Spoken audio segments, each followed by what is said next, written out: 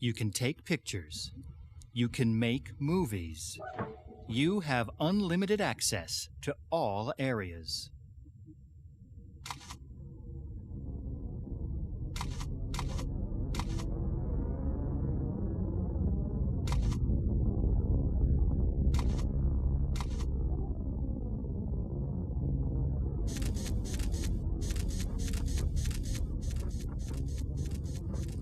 For the first time in their career, Genesis are allowing someone other than a producer into their studio. Up until now, they have kept everyone else out. They have been private about the creation of their work. Very private. Before now, no one has been allowed behind the scenes at a Genesis recording session. In the past, the producer hasn't even been allowed an assistant in the studio. But now, Mike Rutherford, Tony Banks, and Phil Collins are getting together again after spending time on their solo careers.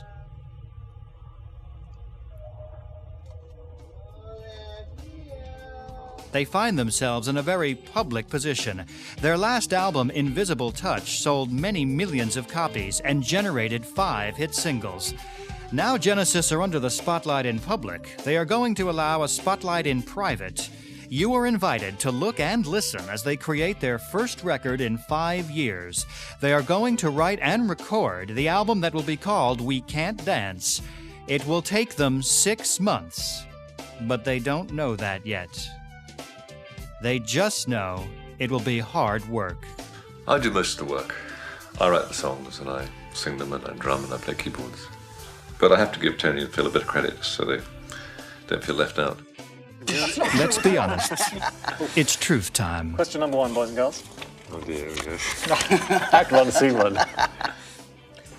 Are you ever surprised people are still interested in you? Thanks. Titles. Thank you. It's so long between albums, I suppose. We've got a definite big core of hardcore fans, a large number of hardcore fans. But, you know, sometimes you're surprised that when records selling such great numbers, as the last one did, that people still remember who you are. Yeah, I mean, I've been thinking we've been going for 25 years nearly. Oh, I haven't supported any band for more than about 2 albums. Who's got the money? During this half year, Genesis will be assisted only by their 5 long-standing personal team. How many people work for you? There's Howie. Well, he doesn't work, does he? No, he doesn't.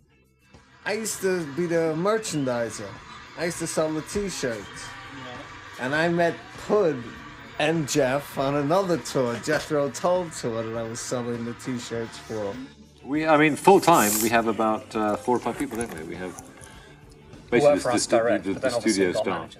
The first band I worked with was Brand X, who Phil was playing in between the Genesis tours and albums. And when they split up, Phil offered me a job, just looking after his drums, which I didn't know anything about at the time, but I learned. There's a crew. A hardcore crew, isn't it? Yeah, I mean, the 2 guys are on the farm and the roadies. I mean, it feels like, to me, quite a small operation already. Maintenance, studio manager, keep the studio running. I knew some of the guys that worked with Genesis, because we used to sort of hang out in the same sort of warehouse place. And they were going out on the road, and they needed a technician. And so they offered me a job for 3 months for the tour, and 11 years later I'm still here. I've worked for Mike since I started, long time. I used to be his roadie, but then when they bought the place, they wanted somebody to look after it, and it was right up my street, really. I liked the idea, so I kind of look after the farm, take care of the general stuff. We had this dream for years that we'd have our own studio one day. Just the idea that you can go in and write, and the minute you've got a piece of music that sounds good, you can record it. Has always been one of our dreams, I think. And we realised it on the Abacab album. and subsequent albums since then, you know, and things like, one of the best examples is a song like Mama, which was actually written and recorded within hours of actually sort of writing it. It was written and recorded at the same time.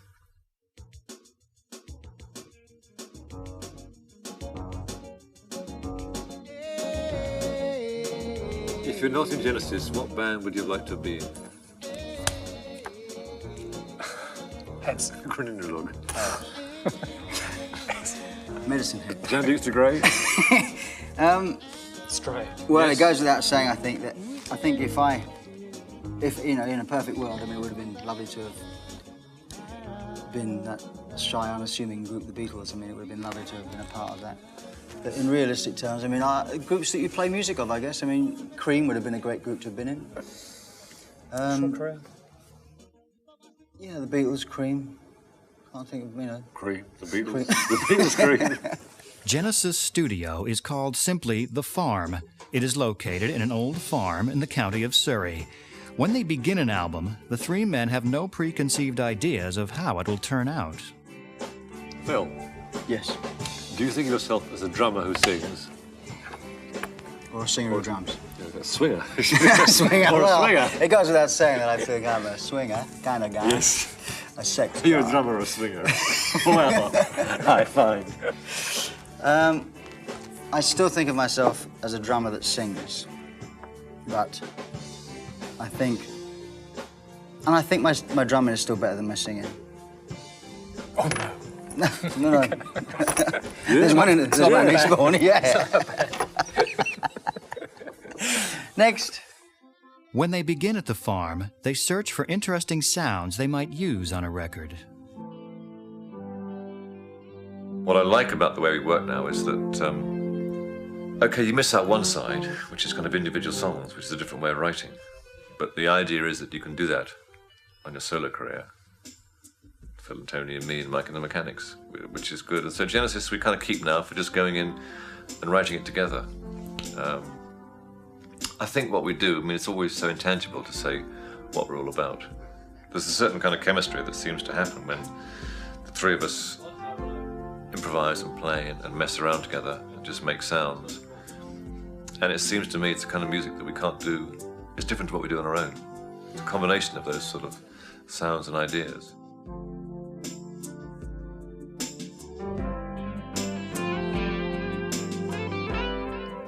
At the start, Tony and Mike each play without knowing what the other will do, and Phil sings along with whatever comes into his head, nonsense syllables or a group of words, some of which may survive to the record.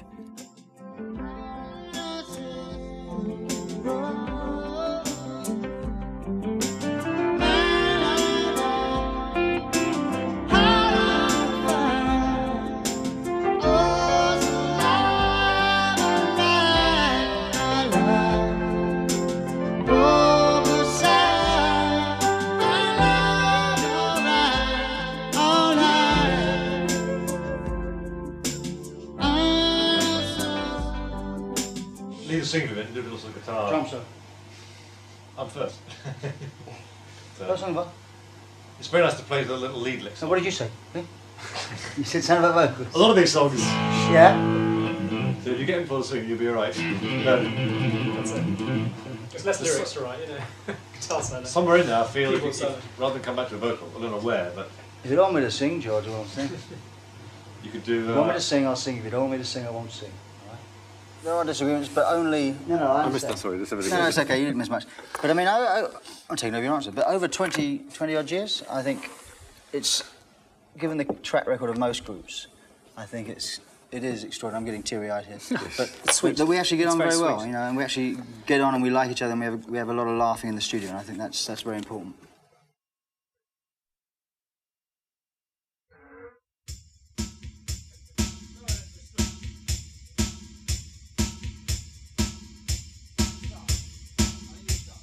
Because they have always been alone when they record, Genesis have come to trust each other with their musical experiments and feel awkward with outsiders.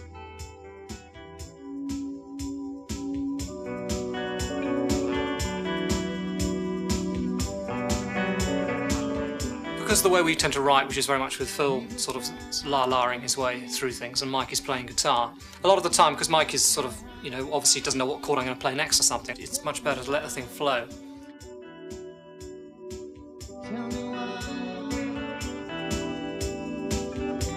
It's all in right. By the side, see the children cry. Tell me why. The way I like, I mean, I'm sure we all write words differently, you know, I know we do, but the way I write words is that when we're writing the music, that's to say whether we're writing it as Genesis or whether I'm writing it on my own, I'll improvise while we're writing. And I'll, you know, that's why you have to be around people you know and not have people around you don't know, because a lot of the time you sing rubbish, you know, and a lot of time we play rubbish. And so you really, you know, you don't care if it's just the three of you. And eventually, if you do that long enough, and you know, over a period of, you know, years, you learn to free your mind a bit, and just to sort of improvise without even thinking about it.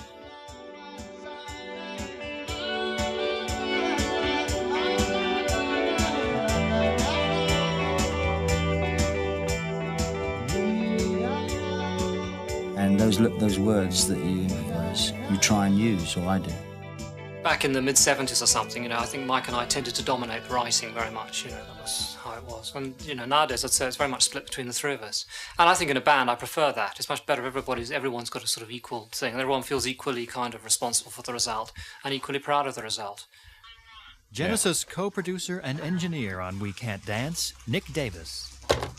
We haven't actually got an engineer, but Nick's going to be answering the phone for the reception. How do you divide the production responsibilities between the band and Nick Davis? Well, in a sense, you come to depend on the person who's behind the knobs, which in this case is obviously Nick. And it's kind of very difficult to work out the lines, because you are all working towards the same thing. Well, I think the plan is to come in next week and just put guide parts down to the songs that are in a state for doing that. Basic keyboards, basic guitars and drums, and then I think Phil wants to do real drums on songs that need real drums before moving on to the next stage. I think what was just said. That would be the highlight of the This is the history of what became a hit song, No Son of Mine, starting from a noise called Elephant. Please explain the reasons for working titles and give examples. Working titles? Is it me? Heads or tails? No, you go. You just answer what you do. Oh, I see. All right, I'll answer it. Working titles are really just a label you hang on a song so that when you talk about it next time, you remember what you're talking about. It's really just the first thing that comes into your mind, which is going to be something you can remember it by. This track, what's it called? Elephant, at the moment. Why? Why? Because of this, I think.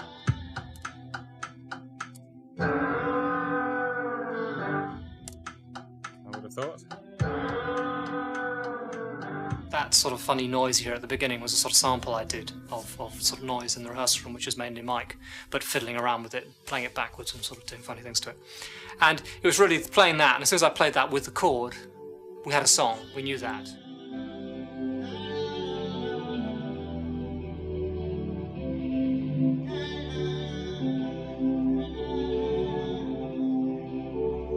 We were sitting in that room writing, and we came to the chorus, what was to become the chorus. I was singing, "No son of mine, no son, yeah, no son."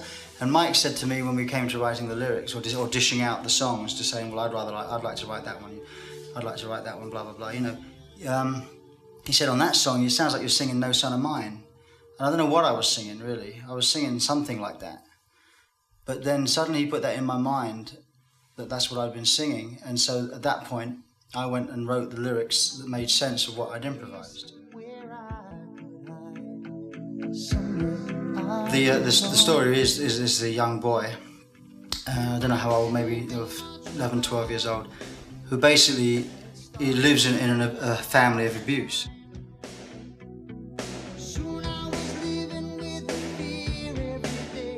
The father is the bad guy, and he just can't stand it anymore. The friction in the house, the fact every night the guy comes home and drunk and just either molests him or abuses his mother.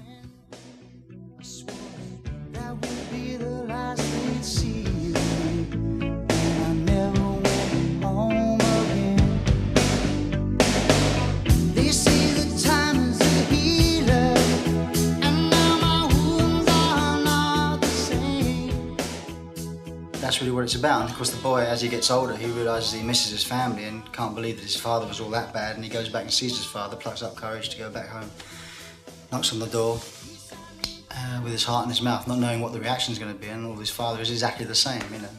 Turn around saying, "You know, king's son of mine, son. Cough out of it."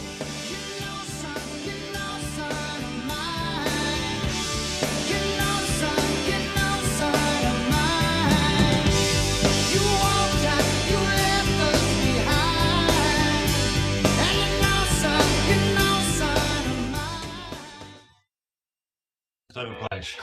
It's downhill from now on. What are you up to at the moment? Just trying to come up with ideas for the end of Rolling Toms. When I should just take over, do my thing.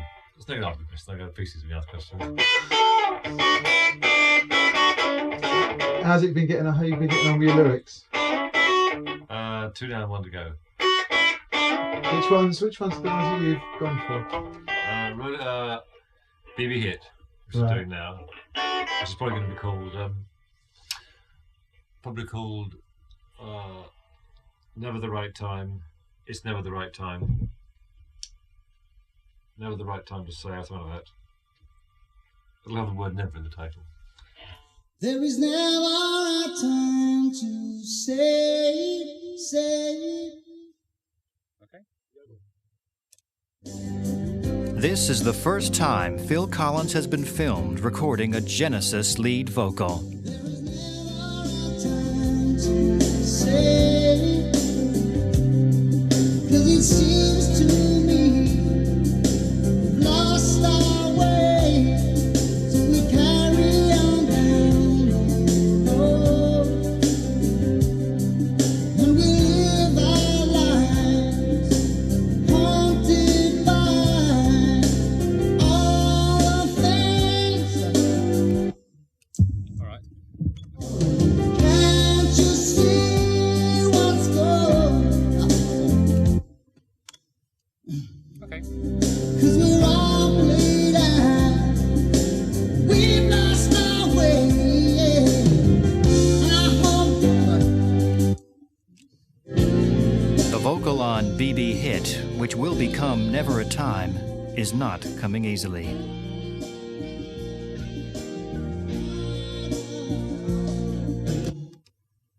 Okay. and we live our lives haunted by all the things. The melody on the first So Sad at the end there, Yeah. it's sort of a thing.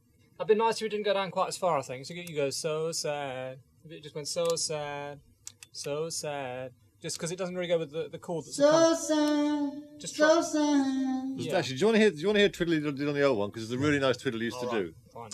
Maybe that's it, Gary, for a bit.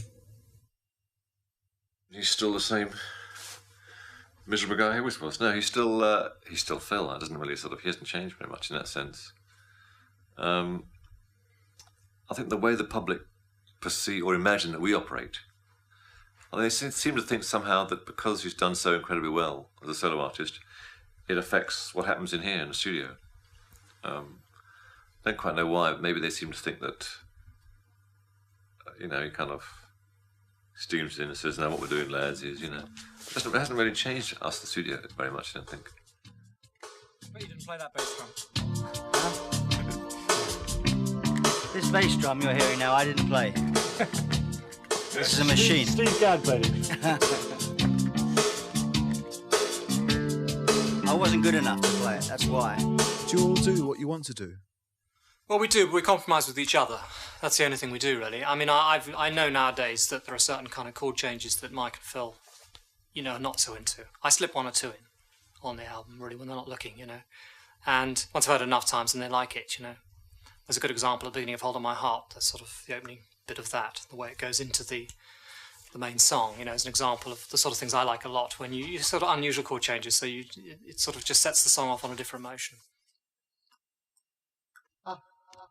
Do it again? Huh? Oh, that's weird. Huh? I do now, actually. That's just a dodgy button. Dodgy button, Jeff. Hold on my heart, hold on my heart. Burt Bacharach's one of my early heroes, really. And I love the way he uses chords and was able to have big hits with songs that used a multitude of chords. And I suppose the song Hold on My Heart, which we call Burt, has an element of that. Provisionally named after the composer Burt Bacharach, Burt becomes Hold on My Heart. Hold on my heart, just hold on to that feeling. We both know we've been here before. We both know what can happen. Hold on my heart, 'cause I'm looking over your shoulder. Ooh, please don't rush in this time. Don't show her how you feel. So hold on my heart. Throw me a lifeline.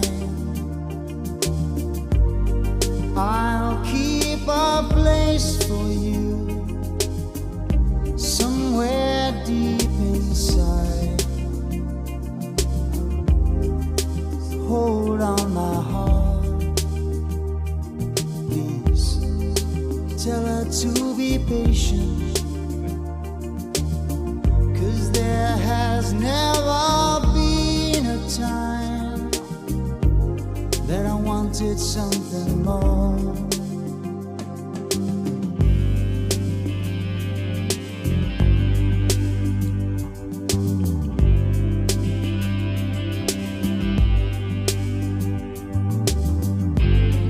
If I can recall this feeling, and I know there's a chance where I will be there. Yes, I will be there. Be there for you whenever you want me to.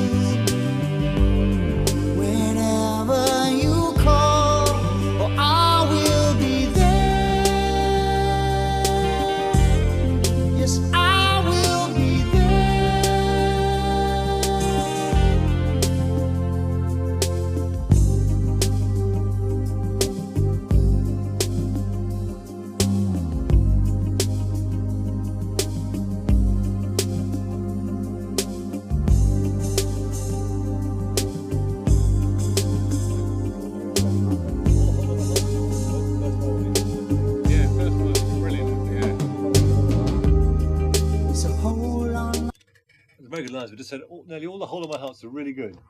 And then you sang that one. Okay. I think there's a few lines I'd like to do on this track that I think we need in the choruses and verses. In chorus 2, I'll keep a place for you. That line. Yeah. Okay, and the verse that follows, lines 1 and 3. Hold on my heart, and because there has never been a time. Okay. Okay? Yeah. Let's just do those. Hold on my heart. Don't let her see you crying. These guys, for instance, they haven't been together for 5 years, have they? Since Invisible Touch. And I've been away and done solo projects. Phil's been on tour, Mike's done a couple of albums, Tony's done a couple of albums. And so when they come back together, they're fresh. There's the three of them together. And I mean, of what I've heard so far, you know, of what they're doing on this new album, I mean, it's definitely fresh. Well, I mean, that's the reason for doing all the stuff outside. You couldn't just do the group, for this length of time. We'd have gone nuts, I think. But, and you wouldn't get any new input, But, I mean, since we've all done quite a lot outside, each time you come back and make a new album, you're bringing new ideas in, and that seems to make it work. Well, it's nothing to do with me. It's nothing to do with me either. Nothing to do with me. Yeah, but it's Tony's video. During the 6 months Genesis are recording We Can't Dance, Tony Banks releases a single with Nick Kershaw, who recently wrote the hit song The One and Only. They meet again to make a promotional video. I mean, yeah, that's just switched off, isn't it? You know? So no. When's the next Genesis? That's a very good question. Well, we're hoping to get it out before Christmas. That's me. It's a question for me. Do you ever listen to Mike and the Mechanics? Yes, I do. I've listened to. I have all the albums. I like a lot of it. I love Paul Carrick's voice. Paul Carrick could sing the Telephone Directory. As far as I'm concerned, he's got a wonderful voice. Mike Rutherford, Paul Carrick, and the other mechanics convene for a photo session to publicize their latest record.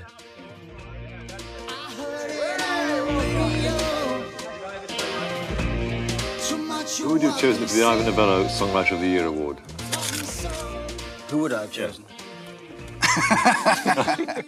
Phil Collins won the Ivor Novello Award for Songwriter of the Year. Did he win it this year? Yes. I had no argument with the decision at all. Who's I don't know anybody else. I only listen.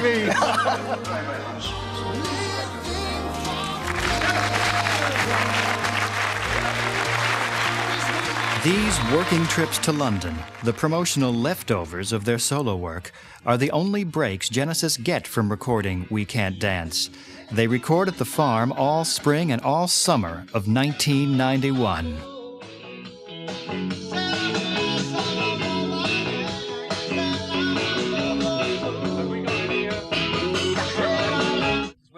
It's right on the front. Oh, that one.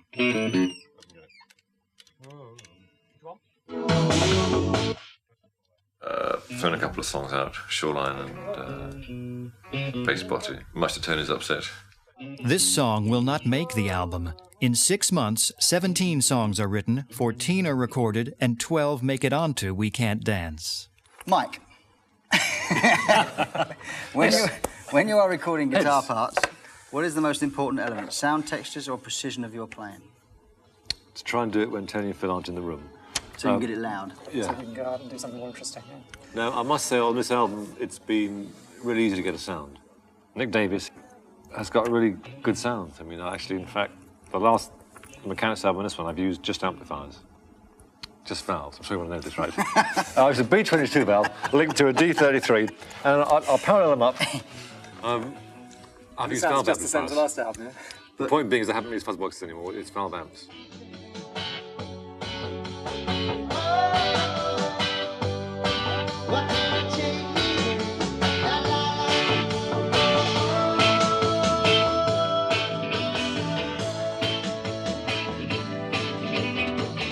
I mean, it's not like virtuoso playing, is it? It's not that. No, no, but we're not about that, really. No, it's more like it is a sound that creates an atmosphere or something. So consequently, it is. Plus the other thing, I mean, a lot of what we do, it tends to guitar-wise, especially, I just sort of do on the spot. I don't work out a part. I just go in there and play loud. And... All right. When you're bored us long enough.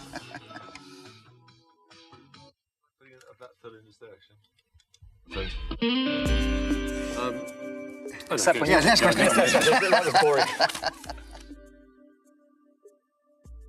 All the provisional Genesis titles are eventually changed. A good example is Irish. I think Irish, which is now called Driving the Last Spike, is very strong. I think it's probably one. For me, I think it's one of Phil's best lyrics he's ever done in Genesis, and I think it's extremely strong. So, what is that song about, actually? It's ask him. It's easy. He'll tell you anyway. I remember this book, which I was sent by Dennis Waterman, actually, because he was going to make a film of it. And he sent me the book because he wanted me to be in it. But the work that these guys did on the railway to make the English railways it's a very touching story because they left their families, and some of them never went home again. Some of them died very young because of the amazing conditions they were living in and working in. And the accidents they had were pretty horrific. And even if they did survive, the strain on their backs and the physical strain of doing the job, was just quite incredible. So I've written the words based on that, based on one person's view of it, you know, who leaves his family, not knowing if he's going to go back. He goes to work on the railways and witnesses this horrendous accident and the deceit, you know, because the people that were in charge of building the railways didn't really care. You know, I mean, it was all hush-hush, all the deaths. I mean, no one really sort of... If you weren't in that community, you didn't know about it. And so there's that sort of that shock of finding out that no one really cared about it. And then the fact that the guys really were sort of breed unto themselves, you know, and eventually he becomes hardened to the whole thing. So it's quite... That's a 10-minute song, so there's a lot of 4 pages of words.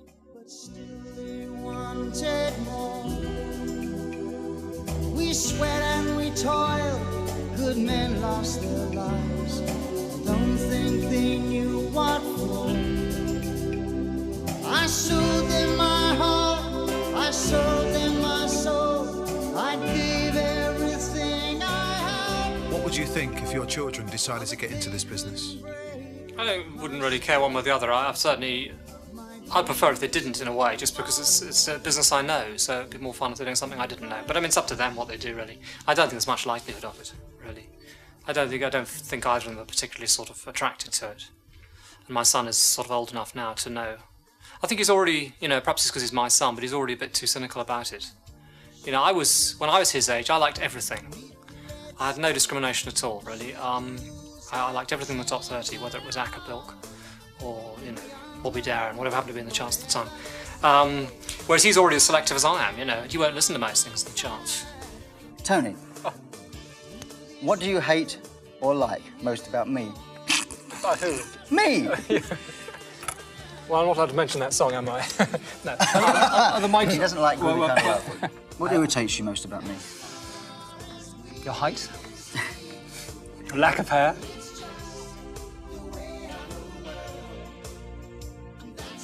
I don't know, actually, what can I say? I mean, you know, the guy's here. So you talk about me behind my back. He'd be totally truthful if he wasn't here. I'd tell you all sorts of things. Would you steer your children away from the music business? No, my son's 15. He's just forming his own group. He's a very good drummer. And he's starting to write, you know, and he's interested in all that, and recording himself.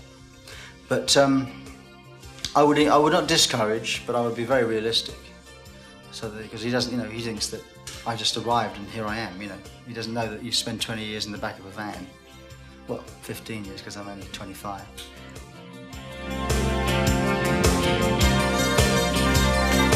Look at that monkey road! Tom, my 10-year-old, he's a good drummer and plays the sax. I mean, if he was keen, really keen, I'd encourage him, but I wouldn't go out of my way to encourage him. Mainly because I think, I don't know, I probably sound like the old timer who says in my day, but I mean, when we started, it was all a bit of a game. It was a laugh, you know. The idea you could make a living out of doing this never occurred to you. And now it's a big business. It's gone very serious.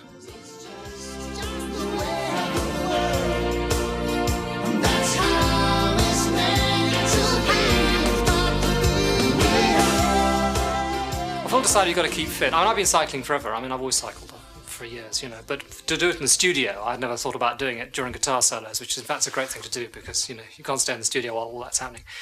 And Phil's decided he wants to sort of lose weight, you know, and stuff like that. So he was cycling around. I just cycle because I enjoy it, you know. In the studio, Turner's such a vegetable, really. There's no exercise at all. And so the cycling, it just sort of, you know, makes the blood go around a bit faster. Do you compete? Oh, there's no competition. No? I'll beat him hollow.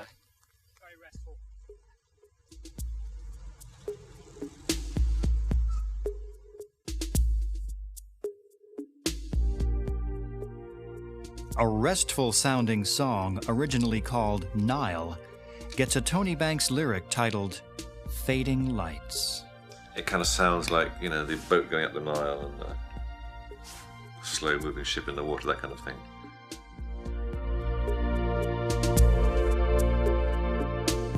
In the writing process for us, so often we find things by mistakes. Someone hits a wrong note, and it sets you off in a direction that you hadn't even thought about going.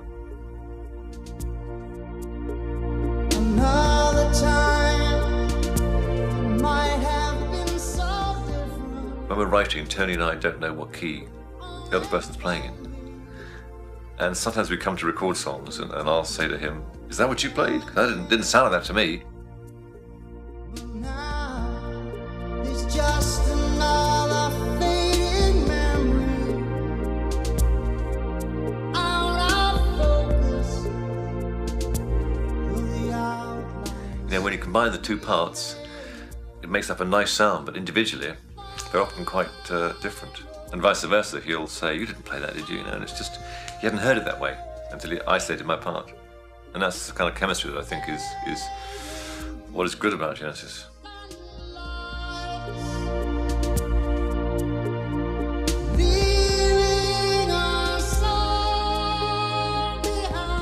What do you think's your favourite lyric on this album? Of the ones I wrote, undoubtedly, Fading Lights, which I wrote quite quickly, in fact. Nick calls it one of my terminal songs. I was sort of, I don't know, perhaps as you get older, really, you find yourself looking back sometimes and thinking about things that can't be anymore.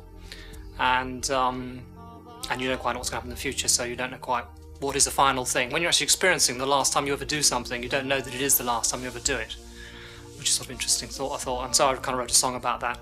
And sort of just generally looking back, it's a nostalgic sort of song. I mean, it could be corny, but I think I was quite pleased with some of the lines in it. Well, it's just Surrey. I don't think it would sound very good with drums. No, I don't want this drums a bit power. Fading Lights is about to undergo a drastic change. The needle will be jumping off the record.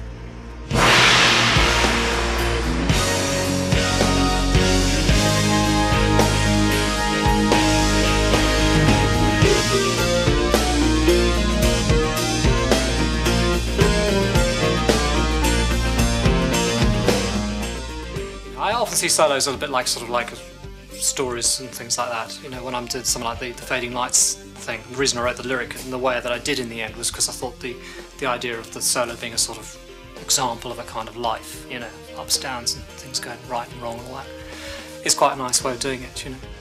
Because the way I write solos is they have a lot of variety in them. You know, don't tend to stay in one mood all the time, so you tend to get the different flavours coming in and out.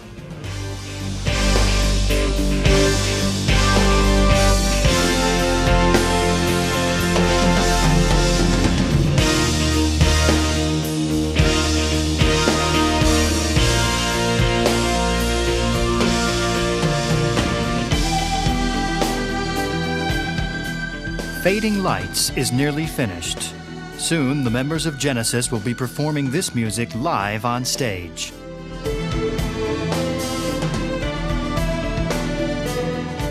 Is there a dream or a stage nightmare that you have? Oh, dreaming, you go on stage, it's like the schoolboy one, when you go to school and there's nothing you can stop yourself from walking down the street, but you've got nothing on apart from a shirt and jacket. Nothing else, no pants, nothing. That's a famous schoolboy nightmare, I think, or a male nightmare anyway. And I think that's quite a common one. On stage, it's usually that kind of thing. You're standing there, you're singing, and you look down and there's actually you've got nothing on, you know. Or what we've all had individually is when I get out on stage and either you're trying to do a song with all the wrong keyboards, you know, and stuff, and the sound is just completely wrong. Or I hit the first chord. It's a fairly standard dream, I think. I hit the first chord and there are no guitar strings. And none of the leads are plugged. There's no leads. The leads are plugged into the wrong things. And there's cries for Dale, or it's Jeff now. I forget what happens after that. I think I wake up, actually.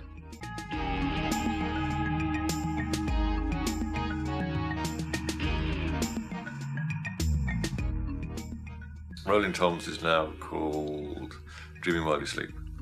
And you wrote the lyric for that? Yeah, well, it started off, Phil used to sing Dreaming While You Sleep. And actually, Tony was going to do the lyric, because we kind of pick out songs we want to do, and he was down to do that one, which is fine by me. But then I had an idea driving along one day it's about a guy who hits a girl, hit and run, really. Didn't see her in the car headlights on a night in the rain, and doesn't stop. And he drives off and leaves her. But then he can't escape the fact that he hasn't told anybody, and he can't live with the guilt. So he kind of goes back to the hospital where she's lying in a coma for ever, I guess. I mean, she's still in the coma and the song finishes. and he kind of becomes attached to her, and his life gets linked up with hers, and he can't sort of escape really. While you sleep.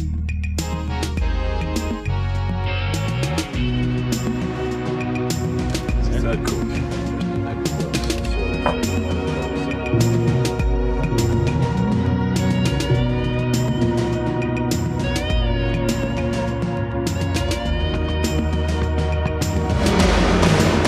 All my life, you lie silently there. All my life, in a world so unfair. All my life, and only I know why.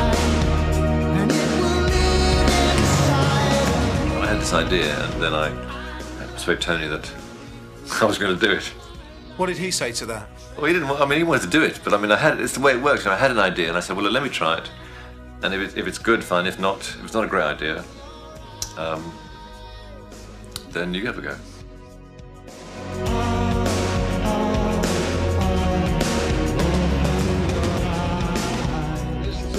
It will live inside of me. Which I don't know how loud you're hearing it, but it I sounds. couldn't really work out what was happening in the chorus. Well, I couldn't tell if it was him or just mine. All right. There was a good thing at the end of the chorus. Do you want to come and have a listen to what we got and so see what you think of them, Yeah. so you can hear what they sound like?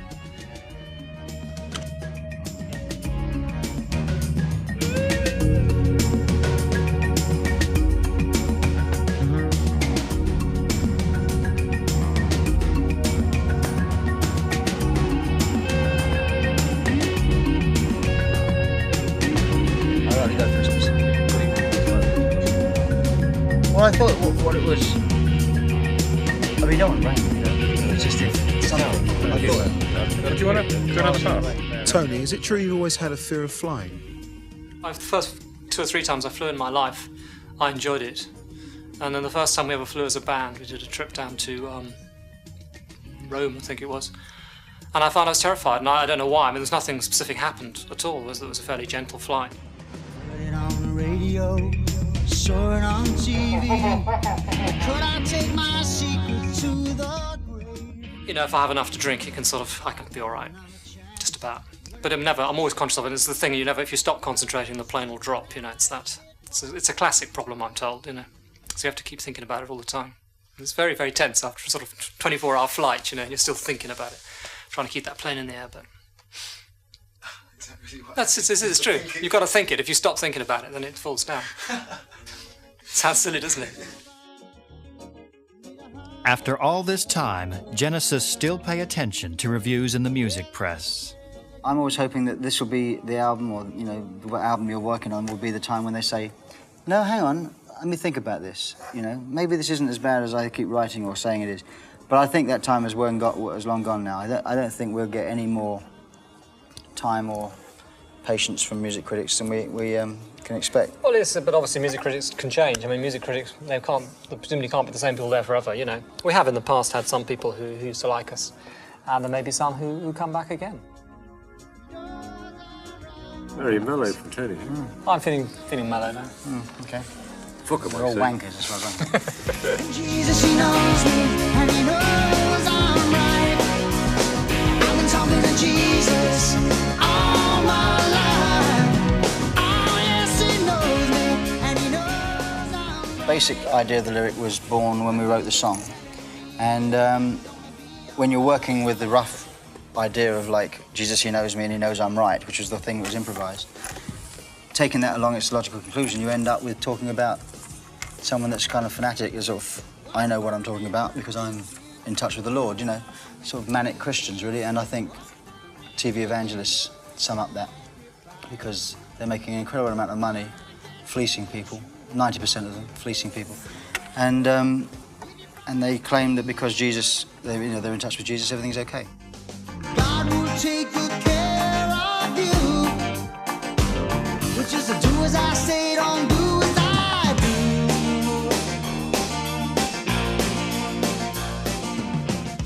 do. I like Jesus, He Knows Me, which is a much more cynical song, which is more cynical than Phil normally is. He's normally a bit more sort of genuine, And I mean, I'm a bit of a cynic myself, as you probably spotted. And so I like this sort of very cynical approach of that song. I like it a lot. And it sounds good too. I mean, that's the other thing about lyrics, got to actually sound good when it's sung. Do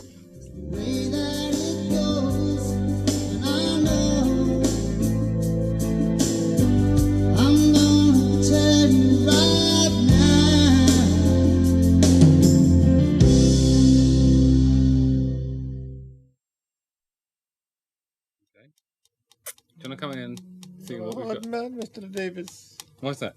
No, just say, do you want to come and have a listen to what we have here? No. No? Well, that's the only track, isn't it? Right. Oh, no, I went to that track. Okay. Huh? No, well, I'll just not sing for a bit. Just stand there and sulk. I get annoyed with myself. There's nothing else really. Let's get the second verse. There are 71 minutes of music on We Can't Dance. Some came easier than others. Some were very hard work. You've got to be Turn that fucking camera off for a minute. Just for a minute. Sometimes you get blocks. Like there was a block when we did BB Hit. For some reason, I was singing out of tune and I was getting very frustrated, so I went out for a bike ride. Came back and it was all right, really. That was the biggest one. Thank you so much for your support. We've lost our way, yeah. I hope that you would be that one, not that one. so understanding, and by now you see that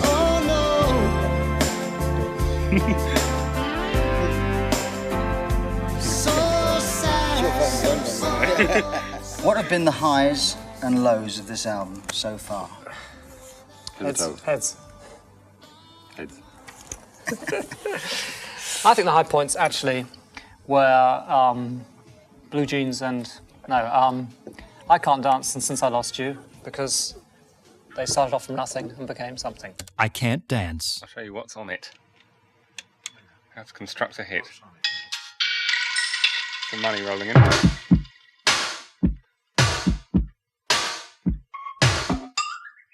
Yeah, well, there's more noises.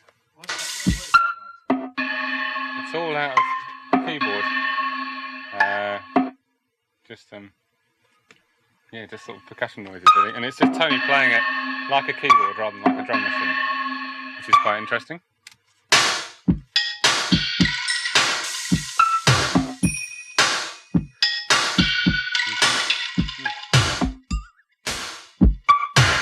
Then Mike.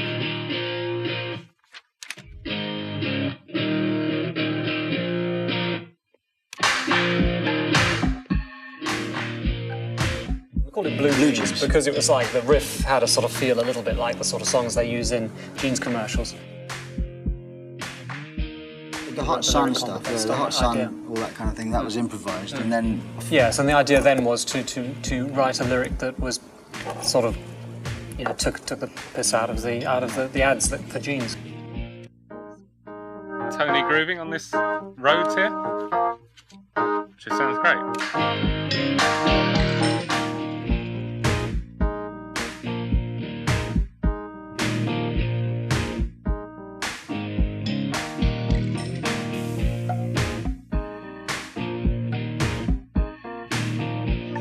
About me is the way that I walk. I can dance, I can sing. I'm just standing here selling. Oh, I'm checking everything is in place. You never know who's looking on. The perfect body with a perfect face. There's some bass here.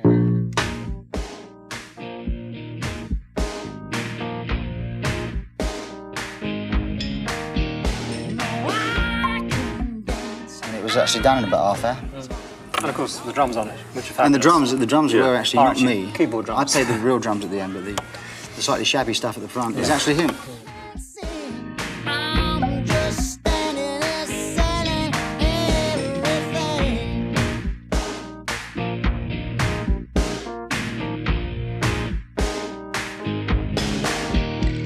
I can walk.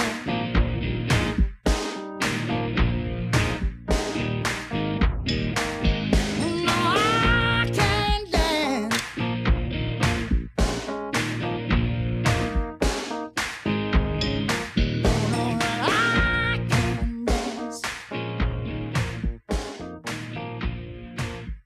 co-producer Nick Davis mixes the track Since I Lost You, and then the recording of We Can't Dance is all over.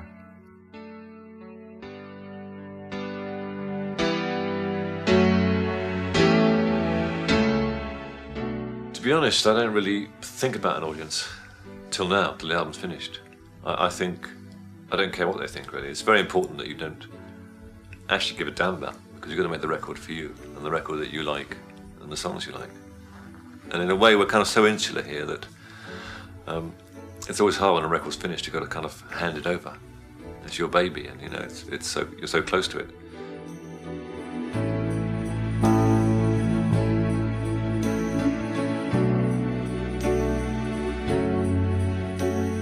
I prefer to think of successful in terms of it was a successful project, in as much as what we set out to achieve we did, and we got it to sound good. Then you let this baby go and let it run away and enter into the real world, and of course that's when people either buy it or don't, you know, as the case may be.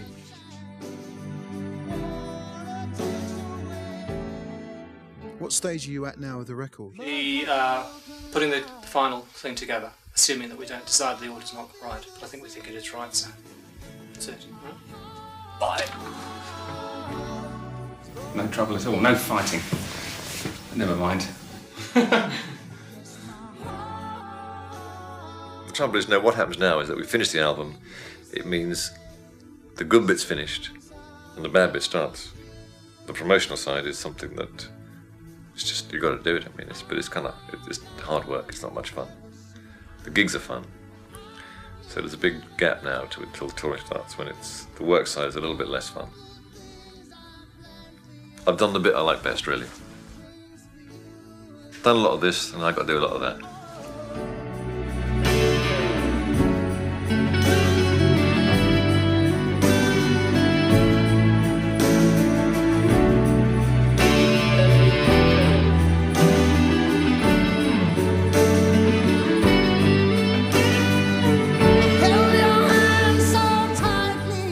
Is it hard to think of album titles? Tails. It can be.